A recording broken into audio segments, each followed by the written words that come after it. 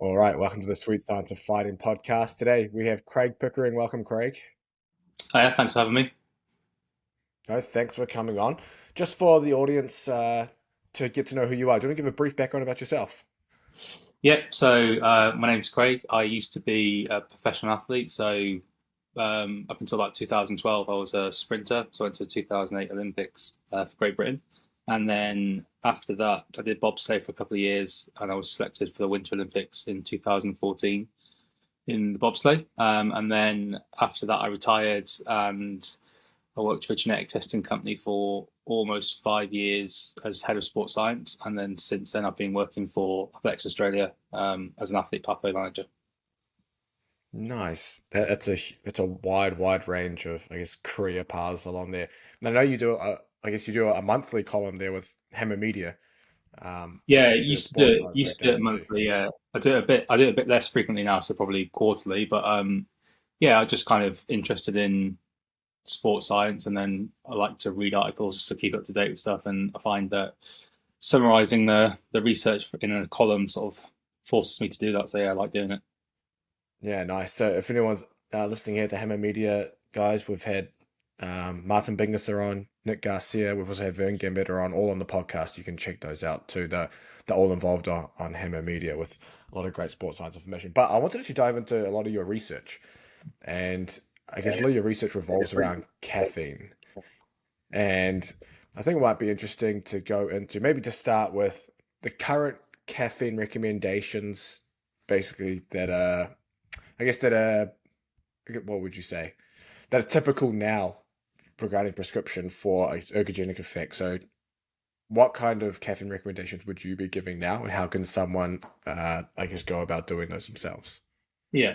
So I guess with caffeine, uh, caffeine's probably the most well-studied ergogenic aid, so performance enhancing aid in sport, and it's well established to be effective for pretty much everything. So if you take caffeine, your performance typically improves a fair bit. I guess historically, the research used to sort of be using reasonably high doses, so maybe 6 to 9 milligrams for every kilo of body weight. So that's how caffeine's kind of standardized across people. And then it kind of came down a little bit to 3 to 6 milligrams per kilo of body weight. So I weigh 100 kilos. So six milligrams per kilo of body weight would obviously be 600 milligrams of caffeine, which is a lot. That would be 10 espressos, The shit which is ton. a large amount. Yeah. So um, I guess 3 to 6 milligrams of caffeine 60 minutes before you start exercise is kind of like the start point. For people who don't take high amounts of caffeine, less than that can work. For people that are heavy users of caffeine, a bit more of that might be required. But yeah, 3 to 6 milligrams about an hour before is a typical start point, and then you'd probably want to just experiment a little bit around that. Does that change based on the type of exercise? Because I think a lot of recommendations are generally towards strength training, or is Yeah, it it's yeah. There's a lot of variability around stuff. I mean, caffeine's performance enhanced effect is largest in endurance events that last kind of longer than 2 or 3 minutes, but certainly over 10 minutes. So that's where it has its biggest performance enhancing effect. But typically, the dose that you'd use there could be a bit lower, and you could space that out a bit more. If you were doing a gym session, a sensible thing to do would just be to have some caffeine, sort of an hour to 30 minutes beforehand. And again, you'd want to experiment based on your own individual biochemistry as to what the best time to be around that would be. Some people might need more than an hour beforehand. Some people would sort of like to have sort of doses split out, so a little bit before training, a little bit during training, stuff like that. mm, But yeah, it varies on loads of different things, like how much caffeine you use away from training. That'll have an impact on how much caffeine you should have before a training session. Like different people have different genetic variations in a couple of genes, and that'll influence how much caffeine they sort of tolerate as well. So it's quite changeable. But yeah, which is why you start off at 3 to 6. Well, you probably start off at 3 milligrams per kilogram 6 minutes before, and then you try a bit more, you try a bit less, you take it a bit closer before, a bit further away, and eventually you kind of figure out what works for you through trial and error, really. yeah, for me, I literally take 100 milligrams, and that's well under 3 milligrams. Because if I take more, Holy shit! When I get to that 200 milligram mark, I'm done.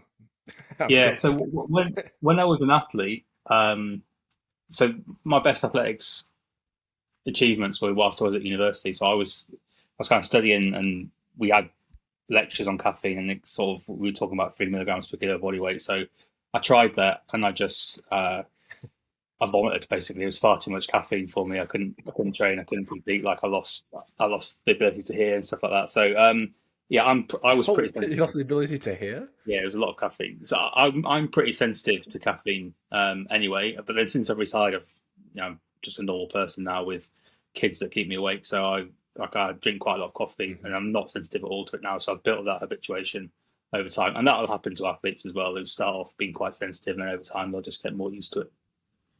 Yeah, I feel you on the kids part.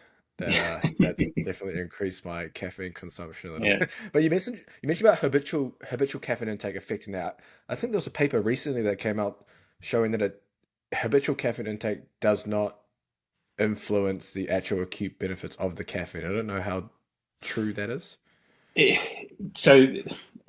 Different papers will have different findings on this. So it's Yeah. probably a bit up in the air. So there's been there's a couple of studies that sort of suggest that habitual caffeine use does degenerate the ergogenic effects you have over time. So you'd have to have more and more to get the same effect.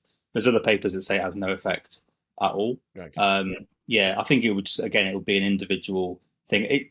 It's sort of maybe 20 years ago. The prevailing wisdom was that you would stop taking caffeine for maybe a week before a competition to become more sensitive to the effects Mm, of caffeine. But again, that's been reasonably largely debunked at this point. Um, so, like with habituation, what you want to not do is you don't want to get towards the point where you have to have absolutely loads of caffeine before training and competition to get an effect, because if you need 600 milligrams of caffeine, it's quite hard to get that through liquid based things. That would be like 8 Red Bulls, for that's example. true. Yeah, you could take it through tablets, but some people don't respond particularly well to that form of caffeine. So you probably in your daily life, if you were using caffeine through coffee and stuff, you'd probably want to stick to an upper limit of about 3 milligrams per kilo, which for most people would be 3 to 4 cups of coffee a day, and then a decent dose before you go to training as well. Probably you'd start to get into a bit of trouble if you were having 6 or 7 coffees a day and then having caffeine pre-training as well. You'd eventually get to the point where you had to have loads of caffeine before competition or training. That then has knock-on effects afterwards, which if you're training late in the day, it's probably going to affect your sleep Mm. even if you don't think it is. Yeah, that kind of thing. So they're sort of the things to just keep in mind, really. You mentioned about the caffeine type there with the pills and things. So what should people look for in that? Are there certain, I think caffeine anhydrous is the pure pill form. I think that tends to be potent. Yeah, it's really complicated. And it's also like it's quite prone to individual differences. So basically, there's various ways you can get caffeine. Yeah, like I said, there's caffeine anhydrous, which will be tablets. That'll be the source, which is in most pre-workout powders as well. Right. Then you can also get caffeine in liquid form, so that would be coffee or energy drinks. You can get caffeinated chewing gum. You could get caffeinated nasal sprays. You can get those Oh, energy gels that've got caffeine in. There's all sorts of different types of caffeine that you can get. They'll have different pharmacokinetics, so they'll have differences in how quickly you metabolize that. So if you have caffeine chewing gum, you probably get most of that caffeine absorbed in about 10 minutes. If you have caffeine in liquid form or tablet form, it's probably closer to 45 minutes to an hour that you get to the peak aspect there. okay. But another problem is the amount of caffeine in a supplement or a gel or a liquid is quite highly variable. So there's some good research from Australia where they went to the same coffee shop and they bought the same coffee numerous times to test how much caffeine was in there, and it differed quite a lot. Then they went to different coffee shops, same sort of thing. They've done that with pre-workouts. They've done that with espresso coffee pods. So basically, you may think you're getting the same amount of caffeine from you Mm. scoop a pre-workout, but it's actually probably changes quite a bit, and then it changes between brands, and it's hard to quantify. So that's an additional sort of issue, which is people might think they're getting X amount of caffeine, but they're actually getting more or less than that based on normal variation. Gotcha. Does natural caffeine sources differ from, say, caffeine anhydrous at all in terms of absorption and things? No, not really. So, Okay. the caffeine in coffee is equally as performance enhancing as caffeine from caffeine anhydrous, for example. So like you can test the research will test that by giving people decaffeinated coffee and then caffeine anhydrous on top of it, and the effects are exactly the same. Gotcha. Yeah, because you see a few company, I guess a few supplement companies and things like that moving towards, I guess, natural caffeine sources within their formulas and things like that. So Yeah, yeah, just to check with that. And then you mentioned about the gene as well. So I read one paper, it was a little while ago, that CYP1A2 gene. I wrote that down because I always forget that gene, and and they were showing how, I guess, people. I can't remember if you have it or you don't have the gene, but either way, the non-responders are the ones that essentially see reductions in time trial performance. Responders see improvements in time trial performance with caffeine. But I think is it a review that you were on showing inconclusive evidence on that, because there's kind of research both ways with it? yeah. So CYP1A2, that's a gene which creates an enzyme called cytochrome P450, and that's the enzyme which metabolizes pretty much all the caffeine that you take in. And so people have different versions of that gene. So they can be called fast metabolizers. So they produce more of that enzyme, which means they metabolize caffeine quicker. Or they can be intermediate metabolizers or slow metabolizers. And the research tends to lean towards slightly showing that people that are fast metabolizers of caffeine, they see greater performance enhancing effects if they take caffeine Mm. before training competition, and people that are slow metabolizers either see no improvement or in some cases actually get a bit worse when they take caffeine. So they would be non-responders to caffeine. It's early days in that research, I think. And Okay. my personal belief is if you're a slow metabolizer, I don't actually think that caffeine would make you worse. I think you would have to take caffeine further away from the competition or training bout. So instead of 60 minutes, that could be 90 minutes, for example, or 2 hours Okay. beforehand. That's probably what would have to happen. And nobody really knows why this gene has this impact. But one of the sort of hypotheses is that it's actually not caffeine which is performance enhancing, it's the metabolites of caffeine which are performance enhancing. And so if you metabolize caffeine quicker, get those metabolites in your bloodstream quicker, and that's what improves your performance. So yeah, that's one gene that has an effect. Another one which has been reasonably well studied is called DORA2A, which is an adenosine receptor. So people have different versions of that, which mean they're a bit more sensitive to caffeine or not. And then there's a couple of other genes which kind of have very little evidence to support them. Mm. So yeah, CYP102 and DORA2A, they're the main two at present. Aren't there companies now starting to try to come out with the caffeine metabolite so you don't have to metabolize the caffeine? I haven't seen that, but I don't pay I much swear I attention heard. to it these days, so it could be Yeah, true. potentially. Yeah, I'm sure I heard it on some fitness podcast the other day. That'd be interesting. But how would someone know if they had, I guess, or if they were a slow responder or a slow metabolizer of caffeine without getting gene tested? So people who are slow metabolizers, anecdotally, they would be more likely to be the type of people that if they have caffeine late in the day, it would harm their sleep a lot more. So they'd notice that. So I'm an intermediate metabolizer of caffeine, and until until I had kids and I was so tired I can just sleep anytime, anywhere. If I had caffeine kind of after 3 p.m., it would keep me awake at night. Whereas I'm sure you've met people, maybe yourself, like some people have coffee after dinner, for example, and sleep fine. They're probably more likely to be Yeah, that's caffeine not fine. me. Yeah, because that's not me either. Yeah. Okay. Okay, that's interesting. I think that might be my wife actually. She can have caffeine almost caffeine almost any time. She loves it. But I guess the other thing is best practices around caffeine or caffeine periodization. How should someone look to use this as a combat athlete or any athlete really throughout the year? Is it just taking that same dose before, I don't know, every session that you do every week, and that's just what you do year round, or is there some kind of pullback and things like that throughout the year? Yeah, so there's not loads of research into this type of thing, but what I would be doing is I would have a dose that I know that I can take before a competition bout that I know I can tolerate really well. So I'll experiment with that, try and error over a period of time, competitions to know, okay, this is the amount that works for me. This is how I have to take it. So in my track and field career, I figured out that what worked for me was 2 cans of Red Bull and then 2 caffeinated energy gels. So that would end up being about 240 milligrams of caffeine, which was just about 3 milligrams per kilo of body weight when I was when I was a sprinter, and I would take that over a split period of time. So I'd take that 90 minutes before, uh, an hour and 15 minutes before, an hour before, and 45 minutes before. So I found a split Mm. dose worked for me very nicely. Through trial and error, I figured out that like caffeine tablets didn't work for me, or it was too concentrated and too high a dose. So that's what I figured out. Then what I would do is I would try and stay below that amount. Um, well, in the days around the competition, I'd probably try and reduce my caffeine a little bit, just so that on the day I was a Okay. bit more sensitive. Even though the research doesn't support that that's what you need to do, it Yeah. just sort of, that would be the kind of thing that I would be doing, just to make sure that when I was taking caffeine before the competition, I was ready for it and kind of had nothing competing with it. And then I guess just during the training year, if I know 3 milligrams per kilo is probably what I need for most of my competition bouts, I would probably try and have 3 milligrams per kilo from a big training session. So maybe one training Yeah. session a week.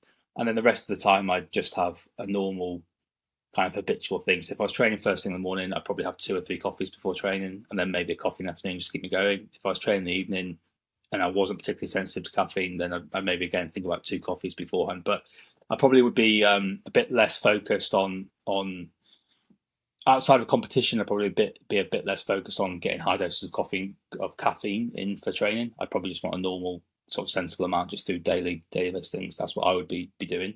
But if people don't want to drink coffee, which is fine, then pre Which is me. workout, yeah. So pre workout would be fine.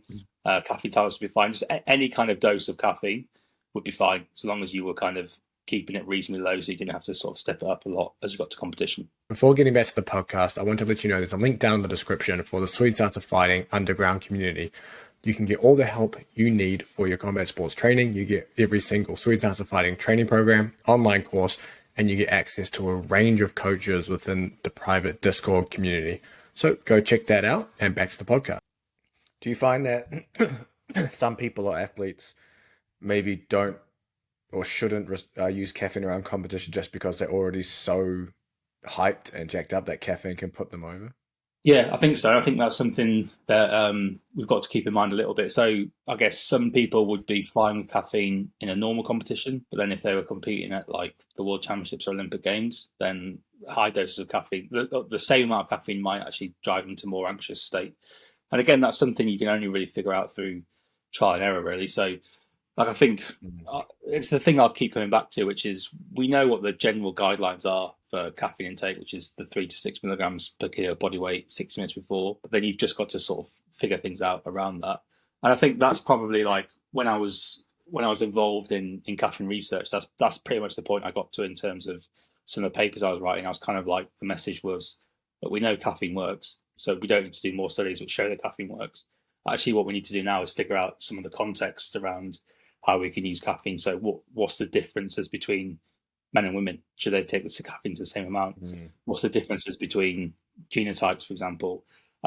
There's not much research on what happens if you've got two competitive bouts in close succession. For example, if you're a fighter, if you've got one fight and then 3 hours later you've got a second fight, do you take the same amount of caffeine for both of those? Like, how do you sort of stagger that out? And there's not Mm. really much research around that, so it kind of has to be driven by trial and error, unfortunately.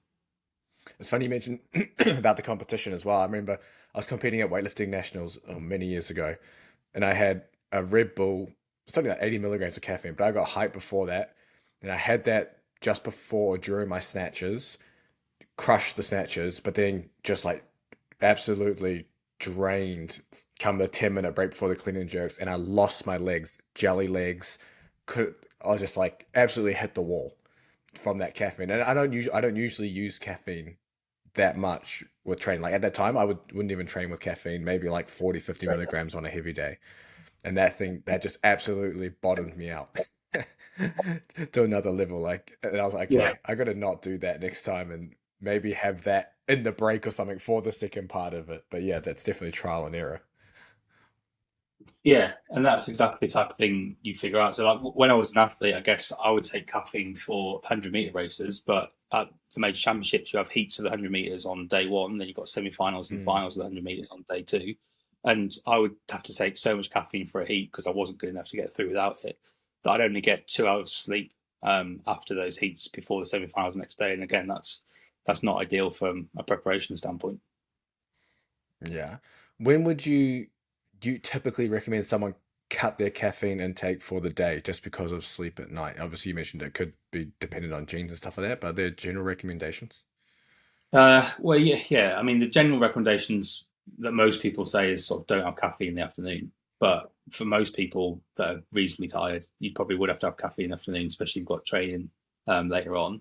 I think from a competitive standpoint, I got to the point where it was worthwhile for me to have the caffeine for evening competitions to suit my performance, and I would just have to Mm. accept that I wasn't going to recover particularly well after that. I mean, there's some pretty good research from like um, rugby competitions, which shows that if you have Mm. caffeine before an evening game, like you basically get no sleep. And that obviously has a knock on effect for recovery. If you've got a game every week and you miss a night of sleep every week, that's not going to be great, but it's just sometimes it's the price you've got to pay for that performance.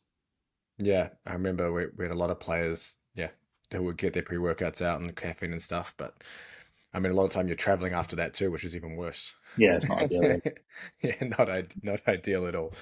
Uh, I came across, I was actually looking up a lot of your research as well previously, and I came across something that I had no idea about, and that was taste as an ergogenic effect. And I was like, this cannot be for real. So you can literally have something that tastes good and you can potentially improve performance without any kind of stimulants. Yeah, a little bit. So I guess the a bit of history around this would be there's two things. There's some research which shows that if you put a carbohydrate based drink in your mouth, swirl it around your mouth and spit it out, you still get some Mm. performance impact. Not quite the same as when you swallow it, but similar. And similarly, like menthol, so the mint flavored stuff, if you have high concentrations of that in your mouth and you're exercising in the heat, it actually makes you feel cooler and so you perform a little bit better. So there's some evidence that kind of how you taste things may have an impact on your performance. So yeah, one of the papers I looked at was um, there's there's a couple of papers which show that if you have a really bitter tasting compound and you put that in your mouth, that will improve your repeated sprint ability. So what they used in this Okay. study was quinine, which is what's in tonic water, which is obviously quite bitter, but a very concentrated solution of that. They basically put it in the mouth, rinsed it around, spat it out, and then some of them drank it. And even when you just put it in your mouth, it improves your performance a little bit. So that's a bitter tasting. Now, caffeine is also a bitter tasting. So there is the potential that when your body recognizes that you've got coffee in your mouth or something that contains caffeine, that the taste of in and of itself may improve your performance. But there's not loads of research on that. It's Mm. reasonably emerging. But also, I guess linked to that is there's really good evidence that a fair portion of caffeine's performance enhancing effects are placebo or expectancy in nature. So they're not actually true physiological outcomes. It's if you think caffeine improves your performance and you think you've taken caffeine, your performance improves anyway. So some really clever studies that show this, which is they get a group of people, they say to them, do you think caffeine improves your performance? They say yes. They give them what they call a caffeine tablet. They make them do an exercise. Their performance is better, but it's just a placebo. But if people Yeah. believe they've taken caffeine and they think it improves their performance, they actually see a performance improvement. So there's a little bit of recognition of if you're used to the taste of coffee and you know that it contains caffeine, then when you taste Mm. coffee, you think you've got caffeine, so you're gonna perform a little bit better anyway. So that will play into that as well. But it's a reasonably new piece of or new area of research. But I think yeah, it's something which will expand a bit more because there's some evidence that like hot chili peppers will improve your performance as well, and that'll be through taste. So Interesting. it's pretty interesting. Yeah, that is really interesting.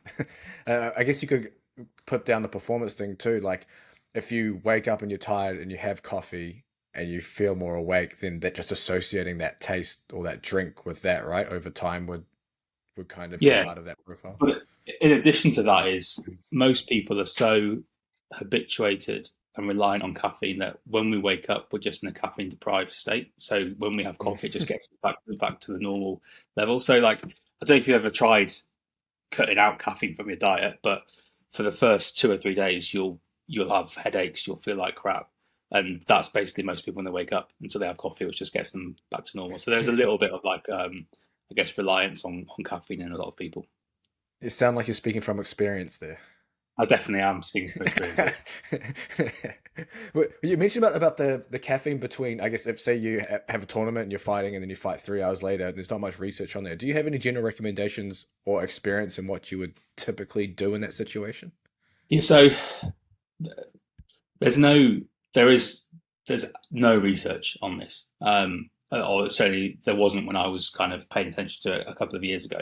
So what I figured out was I would take, so if we had semi-finals and finals quite close together, I would take my normal caffeine dose before the semi-final, and then I'd take a top-up dose between the semi-final and final. Usually there's about an hour between the semi-final and the final. And that top-up dose, if I was taking, say, 240 milligrams of caffeine before the semi-final, that top-up dose would be less than half of that. So somewhere between 50 to 100 milligrams per kilo milligrams of total caffeine. So maybe like one Red Bull or a Red Bull and a carbohydrate caffeine gel, something like that. I think for even more repeated bouts than that, like if you've got 3 to 4 to 5 fights in a day, for example, I don't know what to do. It would have to be trial and error sort of thing. Again, I Yeah. like it. It seems logical to me to have a large initial dose and then smaller top-up doses just to keep yourself at that level. But obviously, the amount of top-up that you require will differ between people. Like it'll obviously have an impact if you're a fast metabolizer or a slow metabolizer, how much you need to have. But yeah, that's the kind of thing people could figure out over time. But yeah, that's probably what I'd be doing is I would have my large caffeine dose first, and then have smaller doses just to get myself, just to keep the caffeine levels topped up, basically. Nice. And then there are other ingredients as well that seem to work well with caffeine, like L-theanine to help take away jitters and things like that. Do you ever recommend, I guess, taking those two together? Is that something that you've played around with? I definitely not with L-theanine. There was when I was an athlete, there was some supplements that had other kind of neurotransmitter stuff within there. So I mean, taurine is commonly found Mm, in yeah. caffeine training drinks. In fact, it's the main ingredient in Red Bull, I think. Taurine of itself is reasonably well studied and has been shown to be reasonably ergogenic. There's some very there's a couple of studies which show that like I think taurine increases the sensitivity of the muscles to calcium, and one of the ways that caffeine can improve your performance is that it causes an increase of calcium into the muscle, which makes you be able to contract your muscles a bit quicker. So there's some theoretical evidence that like taking those two together would work. Um, there's there is evidence that energy drinks improve your performance, and obviously energy drinks have loads of different compounds in there. But yeah, like I said, I never use L-theanine, but other things I use would have been uh, I can't remember the exact name. It's something called like it's alpha GPC or something like that, which is a Yeah. neurotransmitter based thing. And there was a couple of herbs as well. I think one was called huberine or something like that, which I've got no idea if that. I thought they had an effect, and that was the main thing. But there's not loads of research around them. Yeah, the paper I read on taurine, it was like the increasing taurine dose reduced the need for the amount of caffeine while essentially improving performance. Like I wouldn't say a linear relationship, but yeah, as taurine dose increased, so did performance. So Yeah, it's, yeah, there you go. interesting. But I think taurine is also used.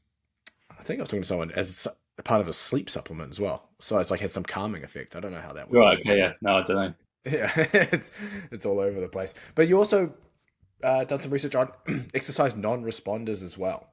I think this is an interesting topic because people, I don't know if anyone actually classes themselves as a non-responder, but there might be. It might be the exercise. Do you want to maybe dive into a little bit of that? What makes a non-responder or a non-responder in quotes to exercise? Yeah. So, like 30 years ago, there was a good bit of research done in the US called the Heritage Study, which basically got like a loads of people.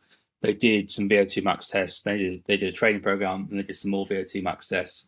And some people got loads better, some people got a little bit better, and some people got a bit worse.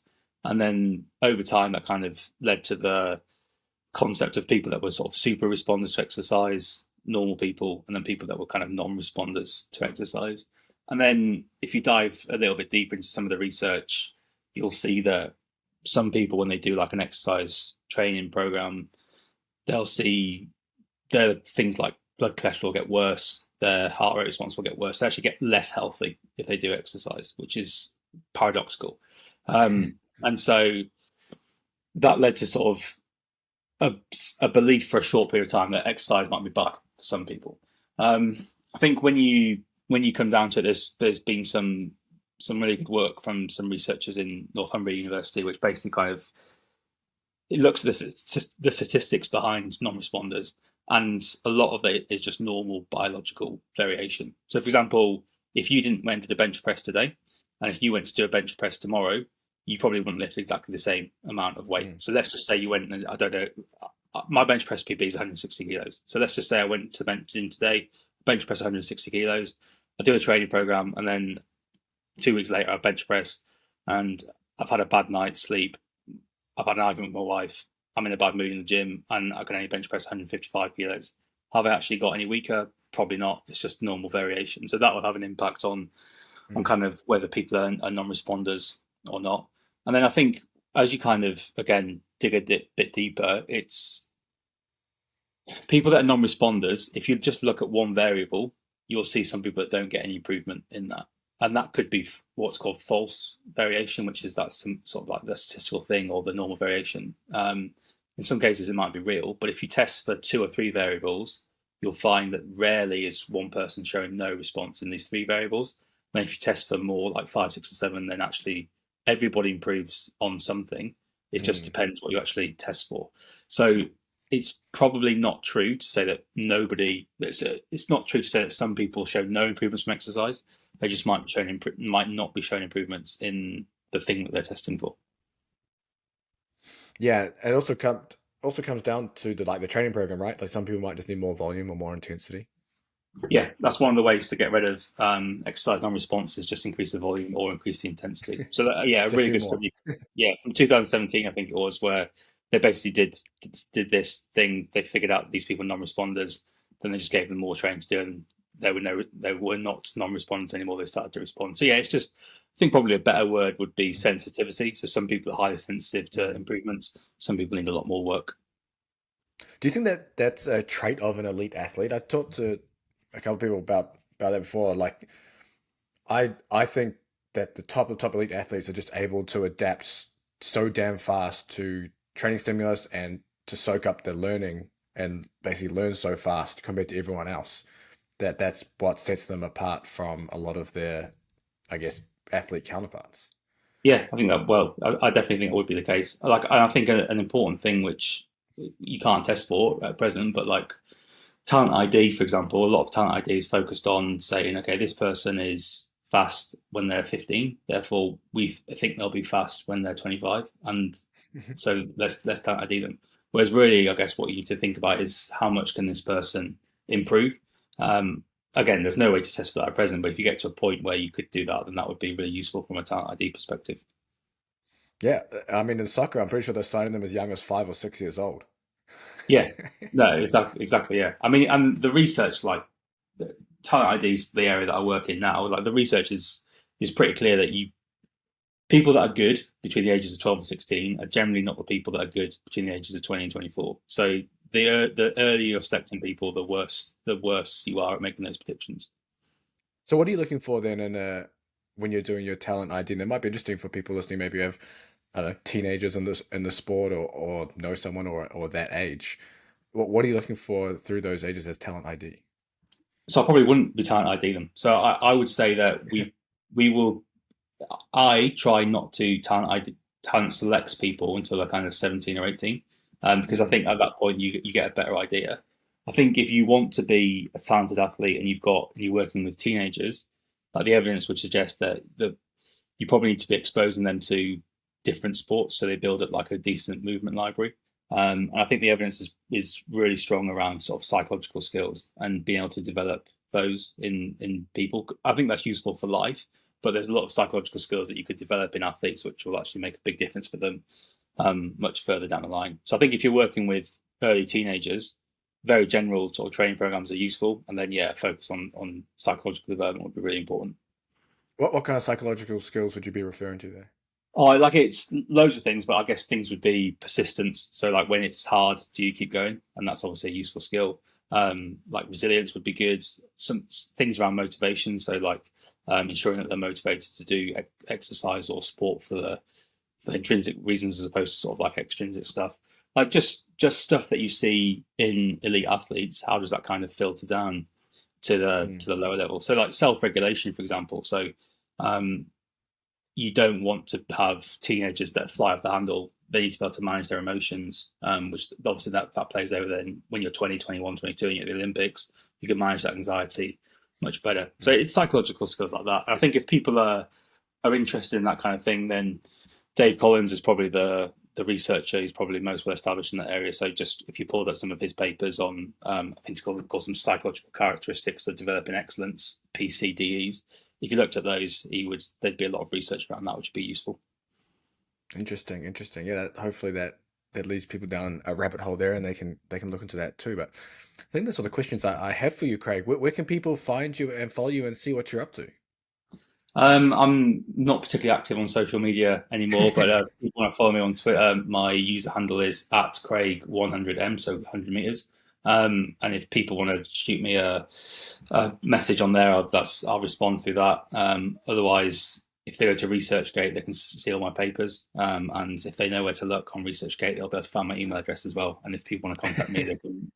There's a small barrier. If you can find my email address and you email me, I'm more than happy to answer any questions that people have got. No, perfect. I'll link all those up in the description too. But thanks for coming on. I know it's a little late for you, but you're probably still awake from your caffeine doses throughout the day. Yes, no problem. Thanks for having me. Cheers for coming on.